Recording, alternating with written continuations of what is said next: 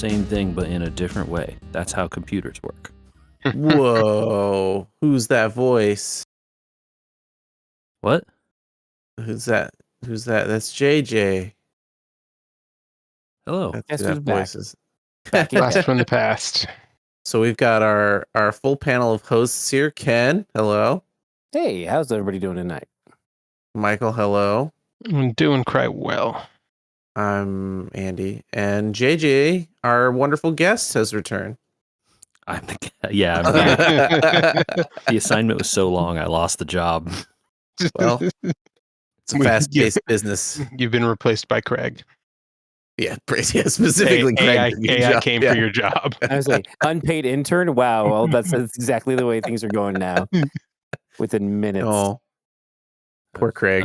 Man, I knew AI was coming, but who knew? I guess I didn't realize that my contribution to this podcast was so low that I could be replaced by AI slop, but here we are. No, because apparently AI slop gets almost all the rules for Magic the Gathering wrong. So that's my job, is to be replaced by AI slop.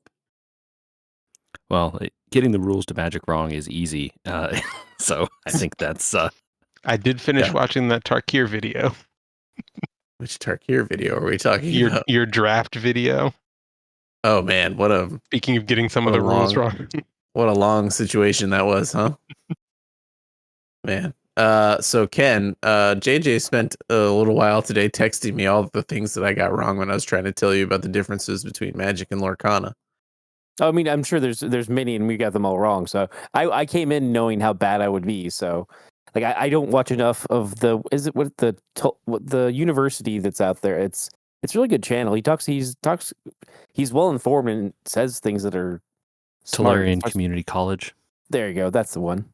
Like, I like some of his stuff. Yeah. I would think you would actually like his most recent video about print to demand versus pre-printed product and the Hasbro Wizards of the Coast situation with the Final Fantasy release. I would say that, without, I haven't seen the specific video, but I generally agree with his views are very pro-player and kind of like, yeah, they have to make money on it, but like, can they not be such greedy jerks all the time?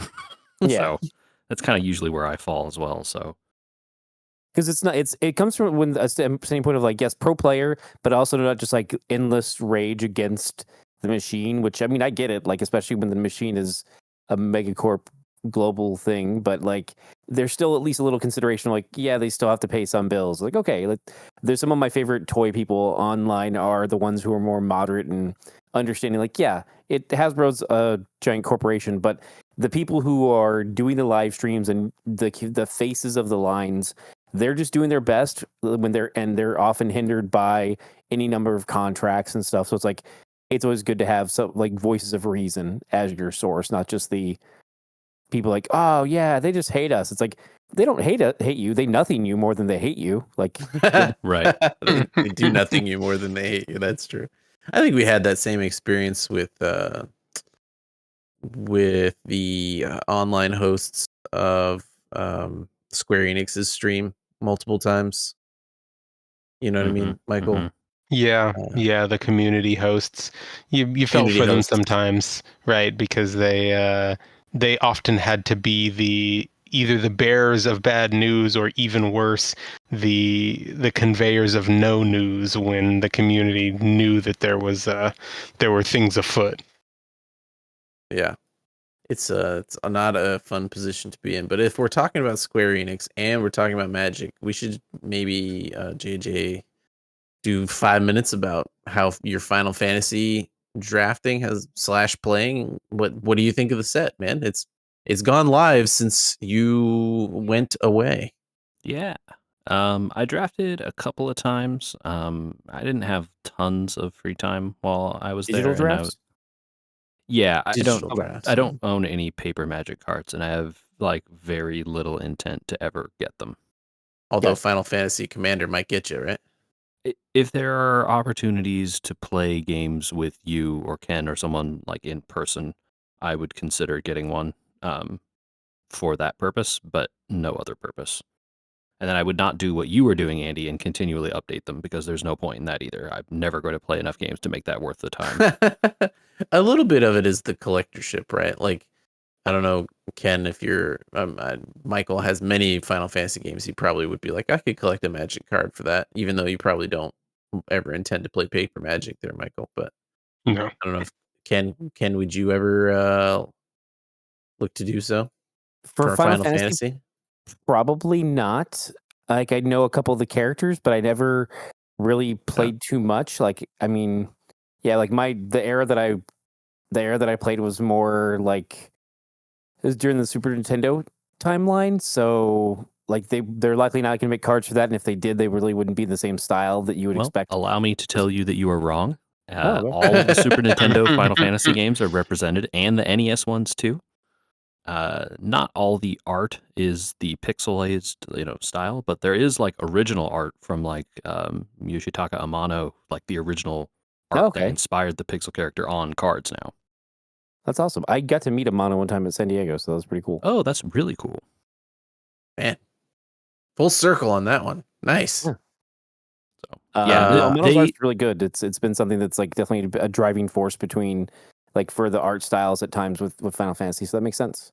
And they Yeah. even did some stuff later on. I want to say I remember seeing like a piece he did of Lightning, and he's been sporadic with them like throughout the years too. So yeah, him coming back to do new art makes sense. There have been a handful of times that Amano has done art for Magic cards as well. I believe there's a relatively famous piece by him for Liliana, one of the Magic Planeswalkers from a while back that was highly sought after among the art collectors out there. So yeah, I mean, it's cool to see the art that like what's the character art that people associate with some of those older games being in the cards. Yeah, Which is cool. Amano would now have 24 Magic cards, it looks like. Believable. Yeah, it looks like he's got 24 Magic cards, 23 of which are from the Final Fantasy set. And then one is that Liliana that I just referenced. Liliana Dreadhorde General. That's a hard one to say. That's a but good it's just card too, by the way. Just Magic Online, that card? No, it's available in paper.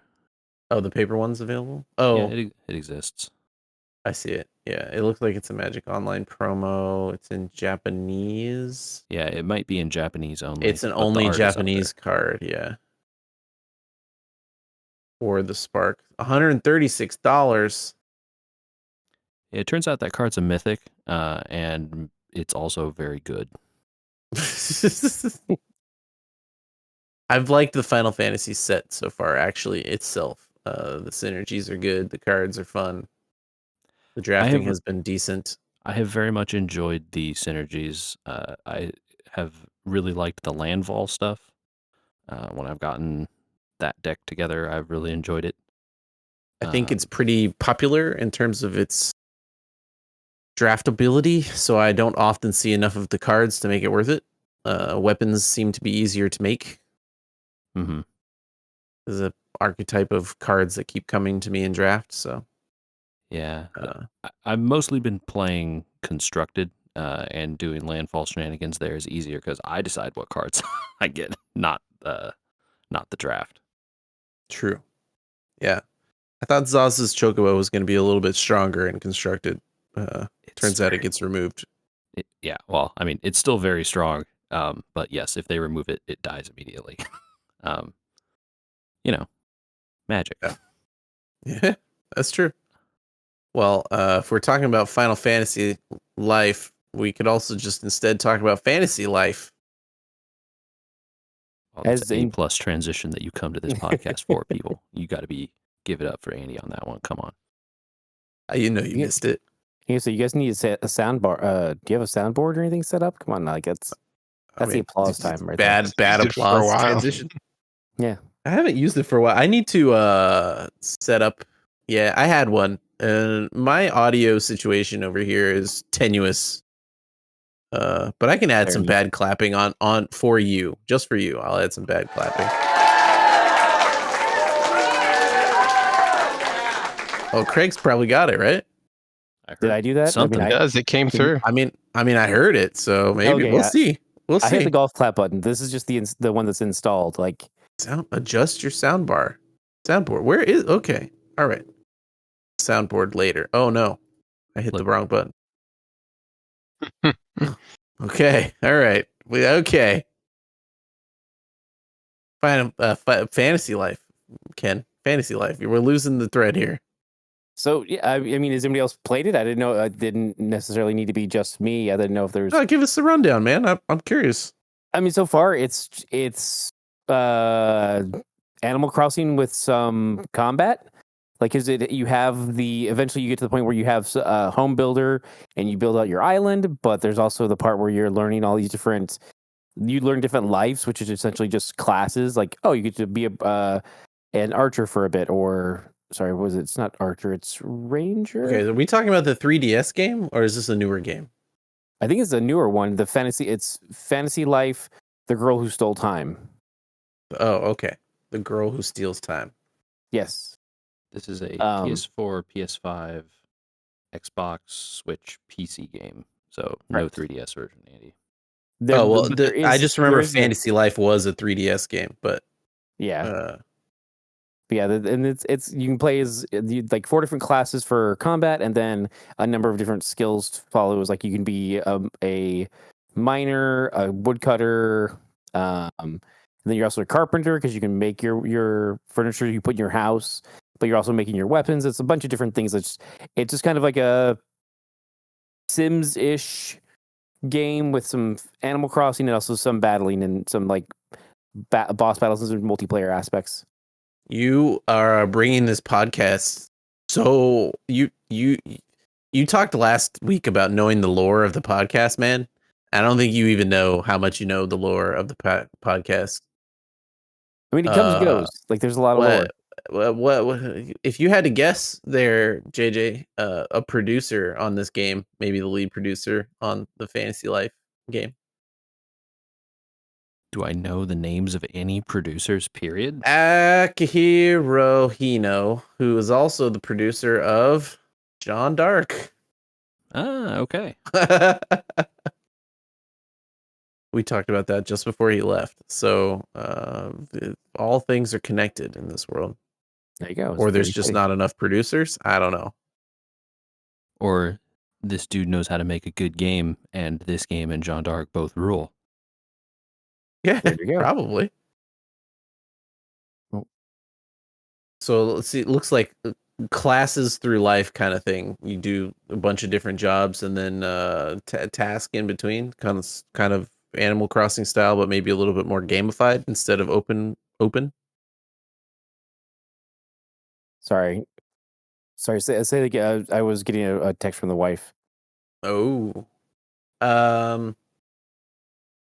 jobs, right? Classes, basically, instead of jobs. Yeah, I mean, they're all you can switch them on the fly too, which is kind of interesting and nice because you could be out trying to gather wood and then you just hit a button and then you're back to your it's paladin, wizard, archer, but they don't call it archer. I don't know why I can't place what the name is. And it's not ranger either. But yeah, it's just kind of fun, basic. It's a simple game. Also, like a lot of just resource management. Like, okay, go around and gather all your farmers. Another one, gather all your fruit, take it back to the shop, sell that there, get this, and it's a good time sink game if you're just looking for something to do. It looks more defined though than an Animal Crossing. Like the point of it is to rebuild this island and do a story, or is that my exterior misunderstanding? Sorry, what do you mean exterior? There's a I lot haven't more played the game, so I'm saying from the outside in, it looks like it's Animal Crossing, yeah, but it looks like more focused. Yes, yeah, a lot more focused, and there's a lot more to going on. Like there is like dungeon crawling, and there is some roguelite dungeons, random generation in that regard. So there are some aspects there. So maybe is this perhaps more of a Stardew Valley than it is an Animal Crossing? Yeah, maybe a little more Stardew Valley, but it's also, I mean, I don't know enough about Stardew Valley to make the comparison. Most times, oh my God! Hold on, stop the podcast. Yeah. Ken, you've never played Stardew Valley. I've never played Stardew Valley. I've seen streams of it. I've seen it played, but I haven't played it myself. Do you I feel like that is these kinds of games? Ken game. If I do like Stardew Valley, I don't know. I've never played it, so Do you like Animal Crossing? I liked it fine. It seemed to be a big hit mainly due to the pandemic at the time in our house. Yeah. Like we played it because of that. So Do you like this game? this has been fun so far, and I think if the multiplayer aspect can get picked up, I'll probably dig into it more because it's as with most games, even if it's more of a mediocre game, if you get enough friends along to play along the way, it makes it that much more enjoyable. Case in points, like State of Decay 2, like I really love that game, but then you turn on the multiplayer aspect, and then you've got a lot more enjoyment and engagement. I mean, State of Decay for me is a game only for multiplayer. Honestly, Yeah. like I have no interest in playing that game without multiplayer. Yeah, Like that's fair. I don't think I ever ran around in State of Decay 2 without other people. Yeah, that's fair. So I think with that knowledge, you absolutely need to play Stardew Valley. Yeah, I could definitely check it out. I've seen videos get the of it. co-op going. I'm pretty sure it supports that now. It didn't for a long time, but I think they added it. And like that game is the one of these games, I think, at this point, right? It's like a giant farming, build your dream farm thing, but also you can date the villagers, and also there's a mine where you can go fight monsters, and also there's a huge fishing thing, and also there's 15 other things, Nice. Yeah. Yeah, that definitely sounds. The aspects of that definitely are connected. Since he's mentioned Akihiro Ino, JJ, Jeanne D'Arc, how did it go? How is it going? I'm assuming that game is 1,000,000 hours and it's not complete yet. Your intuition is correct. Still going. Still going. Yeah, but let's see. I've picked up 2 members of the Armlet Sailors Moon Squad or whatever we're calling ourselves. That's kind of how the game works, right? Andy knows what I'm talking about. Which member? Yes, it is very much Sailor Moon in medieval Europe. Yeah. Yeah. Who did you pick up? The spear guy, Jules. Oh yeah, Giles. yeah. Yes. Giles, I think. Yeah. I got the second gem for Jeanne's armlet, so she can transform into 2 different things now. Ooh. But yeah, that's kind of where I'm at. Yeah. You already have Lahir, I assume. I have what? Lahir, the giant. Yes. Yes. The giant guy. Yeah. That is like the cat monster dude. Yeah, a Johnny. Yeah. Yes, exactly, a Johnny. Yeah, that's a Magic the Gathering joke for you out there. Yeah. So you got Giles. Oh yeah. Yeah. You're into it pretty good if you got him already. Yeah, we're definitely moving. Stuff is happening. So yeah, the game is good. It's very enjoyable, but it is one of those things where like, the way the trip is and the way it is, it's just like I can get one battle in and then I have to put it down. Yeah.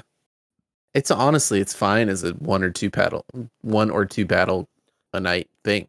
Very similar to my assignment, Tactical Breach Wizards. Ooh, we got an update? I think this game is better than I thought it was, to be honest. Okay. In what way? Well, I thought we were just gonna do like 3 or 4 missions in a row because the game is very much a pace of we're gonna do a chapter and then we're gonna break from the chapter and do a bunch of story dump and connection and move to the next chapter. And each one was like 3 to 5 missions or whatever it was, right? And I was like, okay, I get it. And if it's short and if it's like this and it keeps moving, I'll be okay. But if these story dumps and these snarky comments and if the pace doesn't match, it's going to get kind of rote, ROTE, and boring. And then there's this weird moment. I don't think it's too much of a spoiler to be like, you finish a mission and then you find yourself inside of one of the wizard's dreams. Whoa. And they're like, okay. They're like, dream world, just go with it. And I'm like, oh, okay. So we have to do like 3 missions in his head for the story or something like that. No, it's another way for them to introduce something to the menu where you can take on these like he calls them practice battles, where you can just like they're like challenges. It's like go in here and defenestrate one person before turn 3 and prevent 12 reinforcements. So like challenge maps, basically. Like, oh, here's a setup, 100% and exactly then like challenge maps. make sure you Yeah. can accomplish these like 3 ridiculous goals in this short time period or whatever. Yes. Sure. That's Yep. cool. Not something I expected given the nature of the game. It didn't seem that deep. And they are simple and quick. And so like I don't want to go start a whole chapter where I'm going to have to pause in the middle of the chapter to go to sleep or to do other things in my life. And I'm not going to finish it Jeanne D'Arc style, where it's like, I finished one. I got to stop after this story because it takes too long. Right. Right. Uh, Tactical Breach Wizards also suffers from that a little bit, where it's like, this is really long. I don't have time to finish it. So I got to set it down, win the pause. Well, now really didn't expect them to have challenge battles and deeper leveling systems and all sorts of stuff like that. So we we're kind of exploring a little bit deeper of a game than I expected to, which is kind of fun. That's pretty sweet. I mean, it's just from the outside, it doesn't seem like a deep game. It seems like it's going to be pretty simple and snarky and silly. And so Are the tactics evolving? Are you like they getting more are. tactics? I've added some character. Okay. So there's more. It's not rock paper scissors like Jeanne D'Arc is. It's more like, how can you assess like what the strengths of these characters are and how they synergize together, right? Like it's really easy to synergize your first 2 characters. One guy can see the future, and so you can see your steps, and he gives your person an ability to act twice. And the other lady has really strong magic spells. So like the magic spells throw people, and if you can throw people twice in a turn, you can generally kind of move them into a position where they all get shot out of windows or killed within a turn or 2. Right. Yeah. So the much like a shooter or whatever, where you have the like intro characters and then you start to get more and more complicated characters. Same difference. Same. That's the good stuff, I would say, though. Like when you get into a tactics game and they start giving you stuff that really lets you mix it up in ways you haven't been able to before. Yeah. Well, Ken mentioned a tactics game last week that I think fits in right here because I want to know more about it. Because it was a teaser and I had never heard of it before.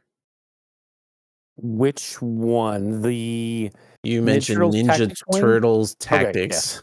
Okay, yeah. I don't. What is that?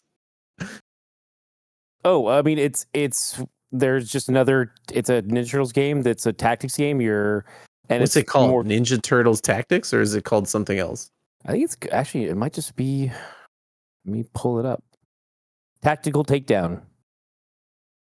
TMNT Tactical Takedown. Standard grid-based tactics game, and it's one that I meant to get to, and I did not. The demo is available on Steam right now, and you can download it. And it's, I think it's pretty standard tactics game, but turtles with a turtle skin, which is kind of like, okay, I'm always on board if you give me a good skin over a game that's like decent. So, yeah. This looks. I'm watching a trailer of it right now. It looks very Hero Clicks. Yeah, it does look a little more like kind of Hero Clicksy as opposed to like I played the Metal Slug Tactics game and it just didn't get the vibe for me. Like I don't know, I didn't fall in love with it. So I was hoping that I can get in this one and maybe get a little more jive. That Metal Slug Tactics game, I think, is still on my wish list because I thought it looked cool. Definitely had a lot of like. So if you're saying this looks like it, but maybe with a skin that you're a little more interested in. No, this looks a little more. This one looks like the way he put like I guess it's the way. JJ, when I was talking about Tactical Breach Wizards, like it has a defined space, right? Mm-hmm. like this is the level is this room kind of thing. Yeah. Okay. The way that this looks is more how HeroClix has like these like defined maps with a grid that are small spaces and large spaces. So like Leonardo here is fighting in front of a store. The store is a 4x4 grid. But then as soon as he finishes the 4x4 grid and turns the corner, he's on another part of the town that's like a grid with height. And it's like 20x20 grid. You know what I mean? Okay. So yeah, It's like a it story evolves based, a in a way. It's a progressional map. tactics grid set on top of a side scroller. Yeah, that's what Maybe, yeah. yeah, it looks kind of like that. Yeah. Yeah, because like the amount of Okay. enemies and stuff you're facing definitely does seem more in line with that. Yes. That's kind of how it feels. And I mean, that fits with the way the turtles play, right? Like the turtles are going to take out 1 billion-foot dudes. So it makes sense that they would be able to cut down like 17 ninjas as opposed to something like Tactical Breach Wizards, where I think you only have like 3 total or 4 total guys ever. And you can't mess around with every single guy. You need to be prioritizing. Why? Meanwhile, I the mess turtles can around cut with through 50. all the guys. No one survives my breach. On But- a side note, that Metal Slug game was on Xbox or Ultimate Game Pass. So if you had, which I don't think you're not a really console player, you're not a console player too much, but the Xbox Ultimate Game Pass does also translate to PC. So you could, if you had the Game Pass, you could also download the PC copy for free at the time. I don't know if it's still in their current It's in there. I'm looking at it right now. Okay.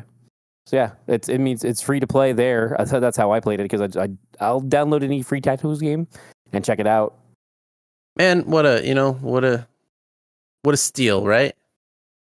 Game Pass. I mean, it still, can be still a deal. it's for me. It just comes down to I don't like the PCs and stuff that I have they're not of the gaming variety. So if I play Division 2, it's going to be kind of sluggish. So I'd rather just play it on a console where I know I'm going to have at least a baseline decent experience. Well, don't Ken let it said get he metal plays any kind sluggish. of tactical thing. Do you have For free. interest in the new Final Fantasy Tactics release? I did see that. Yeah, I might be checking that out. There's also another like XCOM clone-y kind of one that looked good too. Oh, there's also Capes is another XCOM-ish tactics game as well. I'd recommend that as well. I don't know if we've ever talked about this. Did you ever play Midnight Suns? I did play Midnight Suns. It was okay. I don't know what it was about it. I think it was the art style, and then some of the battling got really repetitive pretty quickly for me, and so I kind of fell off of it. I played for a little while, and I got to into the first early stages and unlock new characters. But after a while, like the card progression that they kind of built in didn't quite play for me very well, and then also like some of the art design kind of just felt like it was of that kind of 2020s era of like we're gonna like we want to be defined enough away from the MCU, kind of like with the problem that the Square Enix Avengers game was it scary? No, who did the Avengers game?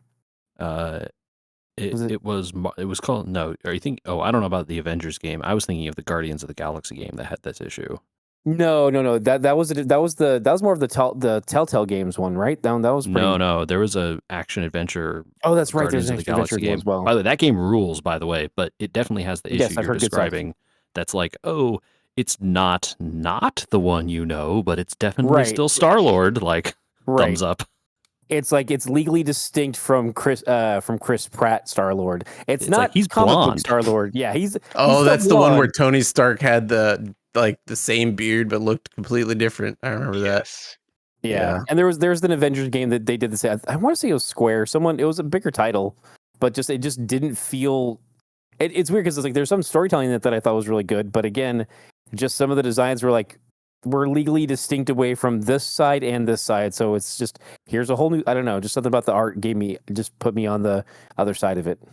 I feel like Midnight Suns in specific felt that landed it squarely in the like this is JJ's zone because it's like card based battling stuff, and Andy and I were both pretty hot on Slay the Spire, which it kind of plays like in some ways, and XCOM, which I I think, did you like XCOM also, Andy? I think I so. do like XCOM. Yeah. Yeah, and this has, some of that, and then the like Marvel stuff. It was just like squarely right into my bucket.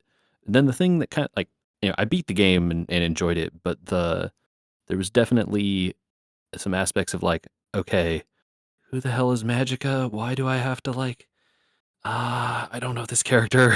Like, okay, like Blade. Okay, I know Blade.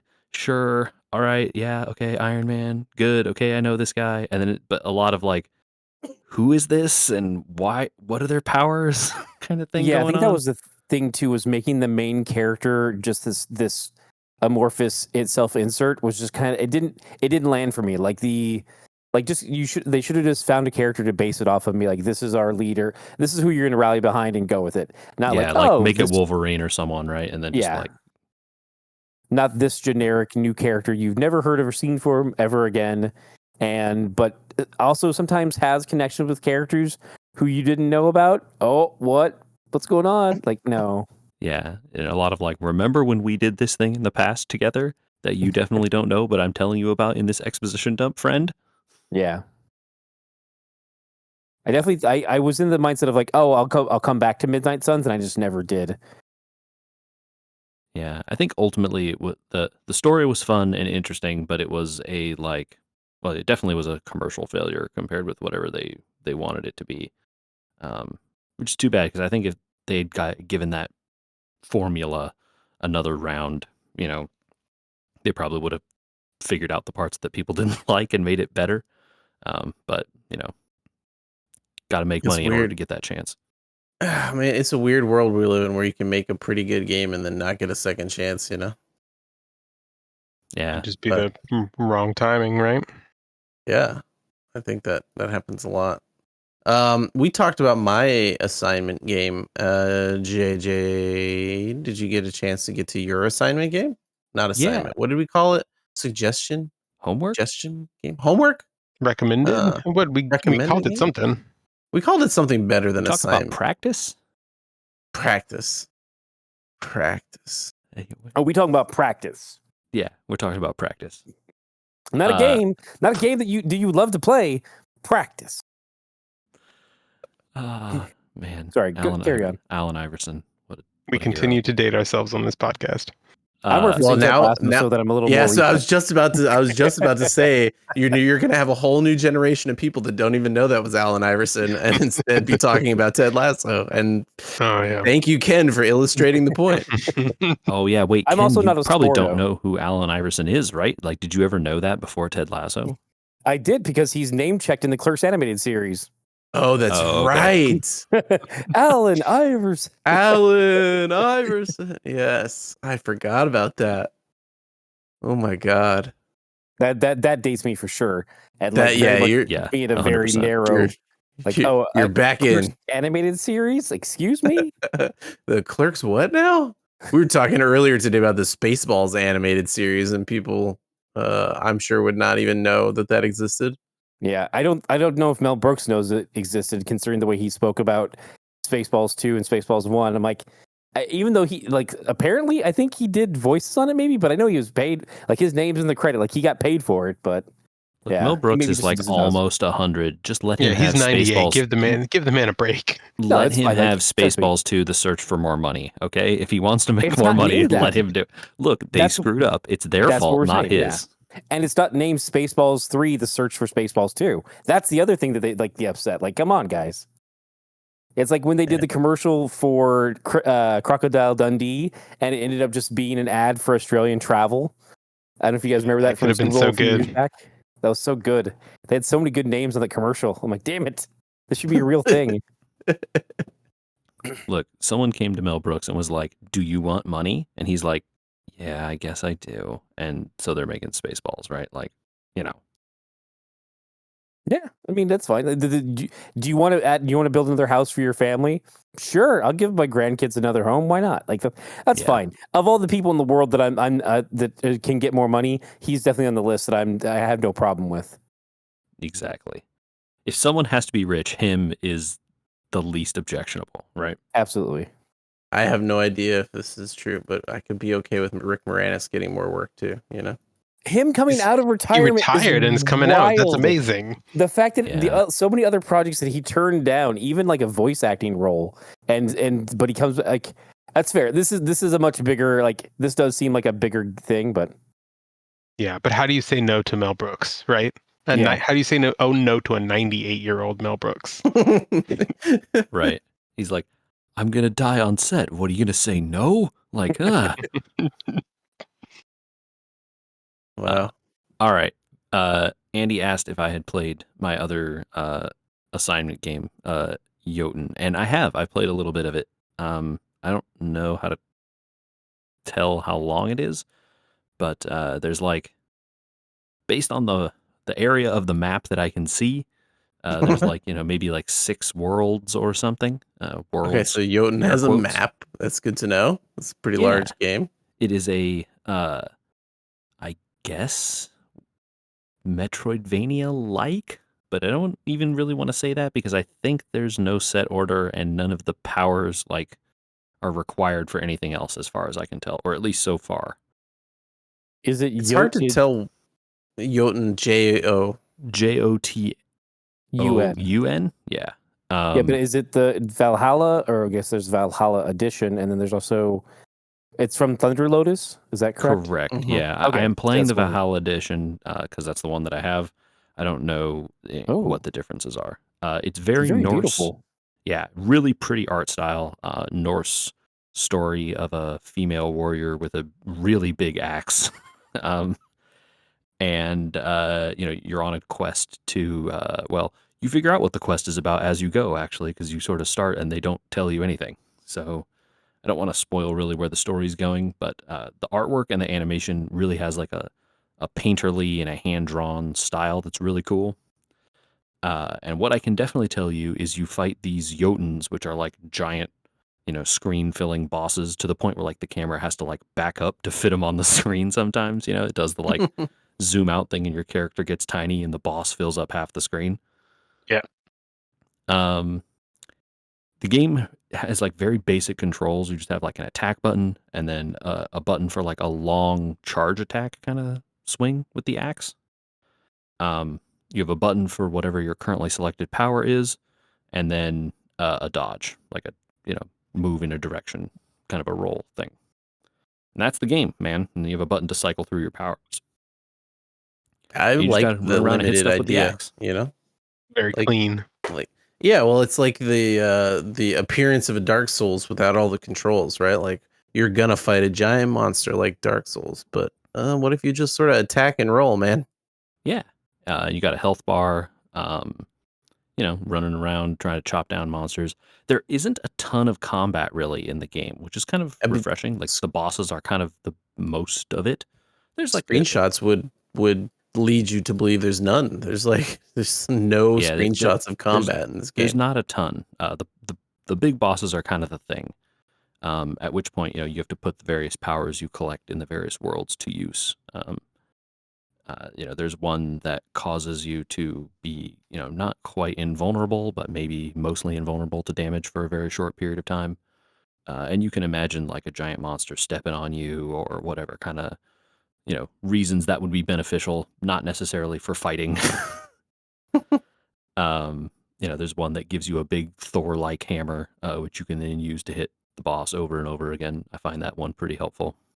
Is it an ambiance game or is it a story game? What do you think? There is a Between the two. story, but yeah, it's mostly like vibes for sure. Vibes gaming. Yeah. Yeah. So I'm like Michael? 2 or so worlds in, and I'm enjoying it. The vibe's good. Very cool. Yeah, I love the art style of this game. Michael, did you happen to delve into your games this week? So I didn't get to play much this week, but I did. I will say I did sort of end around a suggested assignment that we got from Ken, and I watched a playthrough of the demo of Dispatch. Okay. So we'll use that as a lead in here, but I wanna give JJ a little story. And Michael, you might have caught a little bit of this last week, but I don't think you got the whole thing. And then Ken's gonna take over. Uh-oh. So Take the it off the rails. idea for our 2-game assignment thing that we did with each other, suggestion, whatever we want to call it, it was not rooted necessarily in this idea, but it came about because the last big hangout Ken and I were doing, we came up with book club for some comics. And while that didn't pan out as easily as we thought it might, the idea sat with me to do the same thing with games too, where we could like pick some games and chat about them. And while it's not as easy like when we tried to do Final Fantasy 12, and I specifically fell off being able to play it as fast as everybody else, and we couldn't talk about the game all simultaneously like we thought we could. Bringing up games and talking about games is easier if we're all trying out different weird things, you know? And so Ken stumbled into the honor of adding another suggested game to the book club of this podcast, which was what? That was Dispatch, a game from some of the team at Telltale Games, from like the Walking Dead games, Game of Thrones. A lot of this, the visual novels turned into a new company, and they bring you Dispatch, the story of a superhero dispatch center, and they're sending heroes off to like, oh, there's a fire over here. I need you to send over here, and like the team that you have at your beck and call are a team of heroes that, yeah, you'll learn more as you go, and it's the stories of them. It's also a little bit of like the Office, in that there is office drama because it is more of a visual novel style where you're interacting, having conversations, and then there also is a dispatch function of it too. So yeah, that's kind of the short version of it. Okay, so a couple of you checked it out. I played it on the deck. Michael, you said you watched a playthrough. Yes. JJ, I mentioned it earlier just in case you could take a peek at it before we chatted about it. Yeah, I definitely watched some trailers and some videos about it. Watched a little bit of a playthrough and stuff, but I did not get to put the hands on. I played Telltale games way back when they were basically just point and click visual novel game stuff. They didn't evolve that much. Well, okay. So that's good to know, because this ad hoc game is a little bit of a different animal. When it comes to that, I think. Ken, did you play the whole way through the demo too? Yeah, I played all through the demo. It's actually not. There's not a lot of the. I think the kind of the point and click aspect of it that you did have in some of the like the Walking Dead games is gone, only to be replaced by that dispatch, the dispatch section where you are trying to coordinate the movements of a team of 8 heroes during their patrol. Their shift, yeah. Their shift on patrol. And you're like, okay, I've got this emergency over here.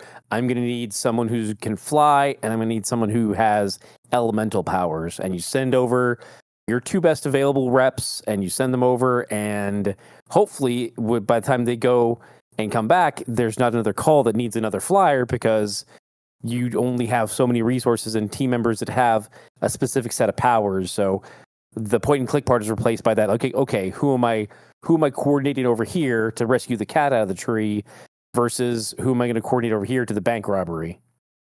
So I'm going to put my hand up and ask a question here from what I saw. How much of this is a spinning plates kind of game situation versus how much is it like a management thing? Do we understand the difference in what I'm asking there? I think I understand the difference. There is a spinning plates aspect to it. There's a finite amount of resources and more, not necessarily more than you can handle, but if you don't manage well, like I didn't manage well because I didn't understand that there's a function that after a call, you have to review the call in order to get the team member back. Mm-hmm. So you were running out of people to send. So I was like, why are all these people in waiting mode, and why am I not being able to keep up with all these calls? It was like, well, because I hadn't relieved these people from their last call. Debriefed, yeah. Yeah, I hadn't debriefed them. It's not super clear because I didn't catch that either, too. Like, I mean, I caught it eventually, but I'm like, oh, okay, wait. They explain it, but when they explain it, they don't show you the symbol for what you're supposed to click. So I thought they were just still on a mission. Yeah. Oh, by the way, when we talk about the gameplay here, the deck is not made for this game yet. Don't play it on the deck. Oh, good to know. There's Oh, the the hacking. the hacking. Yeah, I the wondered about hacking. that, so I'm glad you tried it on the deck. The hacking is possible but impossible because you have to bring up the keyboard. There's no physical way to hit the E key, which is what it requires you to do. You just got to imagine that's something they fix before release, right?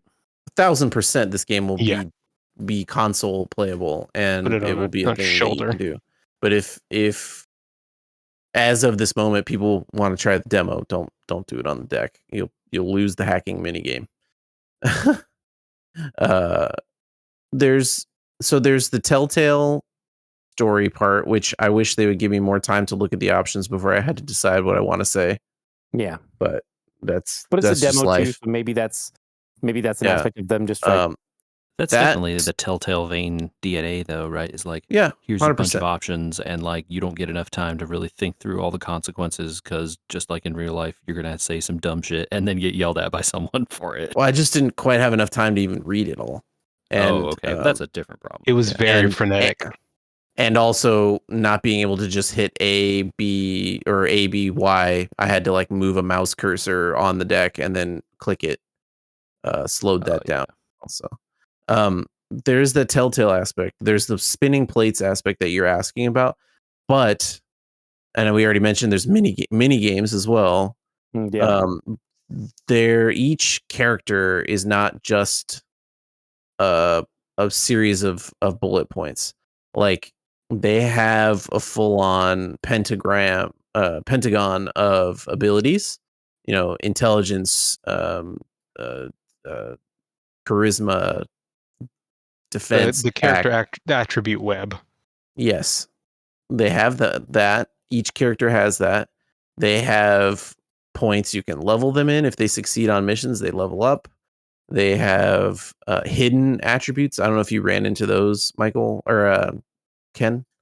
Yeah, I know the like certain characters. Like there's a character in particular that has a kind of a Jekyll and Hyde aspect, so they can transform. And so if you have them in one form, they wouldn't be a good fit for this mission. But if they're in the other form, they would be a good fit. So there's that aspect too. Or like I sent a girl on a mission alone, and they were like, "Ah, cool! You sent her on a mission alone, and you've just found out that she's like 3 times faster deploying if she's alone." But that was a hidden ability until you did it. Oh, okay, got you. No, I didn't. Or character synergies. I did catch that in watching the demo. There are character synergies. Like I put the bat guy and the demon girl on the same mission, and they got a synergy bonus. That kind of thing. So while there is some plate spinning, it seems like there will also be management simming of leveling people up, making sure you put people on the right missions and stuff like that. Okay. And then once you learn them well enough, you'll be able to like it's also for like that multiple playthrough aspect of like maybe play through this time and do this, and you'll know like, okay, I already know this, but now I can try and see what like if I'm more of a jerk this time through, I can do this versus the Paragon playthrough kind of thing. Did you fist bump the Maori guy in the bathroom? I did. Yeah. Even though he didn't wash his hands. Royd. Yeah, Royd. Yeah. He didn't wash his hands, but he's just more worried about whether or not he's called Royd because I think he's on steroids. I think it's good. This is kind of up my alley. I've never been a huge, I know Telltale. I've played a few Telltale, but because it was mostly kind of like point and click adventure, it wasn't near the top of my list. But if it's a visual novel merged with this kind of game, it's much more up my alley. I want them to, if the game pans out, I want them to spin out a TV show of Jeffrey Wright as Chase with his dispatch team. That was so cool. Good. That was cool. Running into the voices, and I was like, "Hey, wait a minute, is that Aaron Paul?" Aaron Paul. I was like, "Is that Aaron Paul?" And then Jeffrey Wright came on. I was like, "That's definitely Jeffrey Wright." His voice is so clear every time, right? You're just like, "Oh, that's definitely him." That's Bernard. I know it. I know for a fact. I know it's Bernard. Yeah, exactly. 100%. Well, while I have two people that will absolutely have something to comment on this. We're going to end today talking about a game from a recent announcement. Is anyone else going to play Invincible Versus with me? Is it free? Is it a freemium game? Or No. it's not? No. When you say it's not the versus card game from Upper Deck, is it? Because if it's that, I could get behind it. No, Invincible Versus is Ken the not knowing Versus what this series. is the Do you not? first nail in the coffin, Andy. I didn't know he didn't know the Versus series. I thought he would have known. The So problem is there's a lot of different like verses out there, and that's on them. They should have chosen. That's true. A better It's name. true. The stylized VS video game series, the fighting game series, that has had DC, I think, and other properties as well. I mean, Okay, I'm looking at it on this Steam right is now. famously this game looks like it's a Marvel clone, right? And when I say Marvel, I mean the Marvel fighting game. It like is. the It is a 3v3. 3v3 tag team fighting game. Yeah, with like hell of combos and Active juggling tag, and all that where kind you of can stuff. like switch in and juggle and do all the famous Marvel tag team stuff.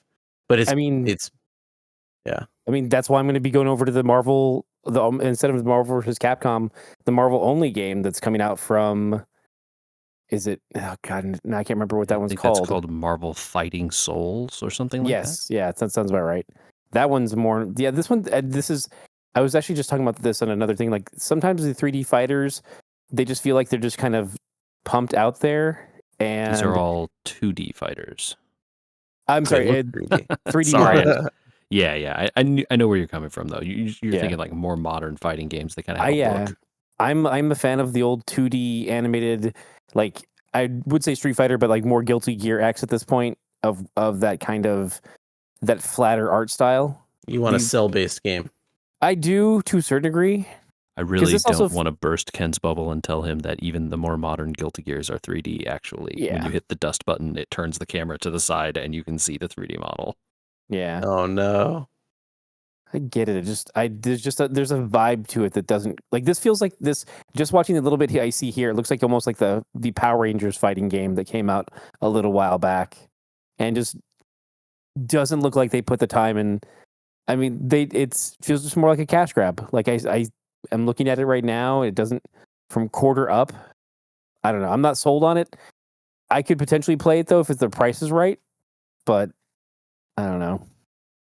I mean, I feel like this is a candidate for Game Pass, 100%. Yeah, I have a deep worry that this game is going to bomb hard and have no audience. So it's too bad because a fighting game based in the Invincible universe could be gangbusters. That show is doing great. It's a cool idea, but yeah, I don't know how strong the property is. Like, is it going to stand up to the Marvels and the Capcoms of the world out there? I think the better move would have been to license more to Mortal Kombat, like they did with Omni-Man. And they did, yeah. Bring over more characters. Just insert these characters into a more successful game, and just do it as DLC. And I think you'll see a better engagement. The next Marvel versus Capcom versus Invincible. Not MVC3, but the wild thing is, me and you both know that technically speaking, Invincible was in a Marvel comic book, so there's a path there, but yeah. I mean, I think they wish they could make a Marvel vs. Capcom 4. I think the community would be super stoked for that, but yeah, I don't think it's happening. No, not at all. Which is sad. But yeah, Andy, I would play a couple games with you if it's cheap on Game Pass or something like that, but I don't know that you're going to get me much beyond that, probably. Yeah, I wonder what this developer has even made. Order Up. Goodnight Universe. Oh, they did the Walking. Oh, wait. Oh, that's Skybound Games. Never mind. Yeah. Well, I have a feeling the Fate will be affordable at some point. It doesn't sound like there's a lot of hype for it, but Yeah, I mean, we're not all about the hype here too. Like maybe it's going to take them a while to come up with a thing, and who knows, man. Ken, thank you for coming back with us today and talking about Dispatch. Oh, thanks for having me. I'm glad to join you guys and talk games. Hopefully, we can find a time for me to come back and we can bring on more discussion. And yeah, I can find another game and actually dive a little more in depth with it and give you more info. Sweet. In the meantime, Michael. Yeah, if you want to tell us game recommendations that we should have Ken play before his next time back on, you should send those to podcast at weweregamers.com. Oh, let's give Ken more book club. I mean, I tell you what, to push engagement, you'll have to tag me on Instagram. That's because that's where I'm mostly active. Is at Hopic Energy. That's where you'll be able to. If you're to push me to play a game, you've got to at least engage with me in a format that I'll see the engagement. So hit me up on Instagram.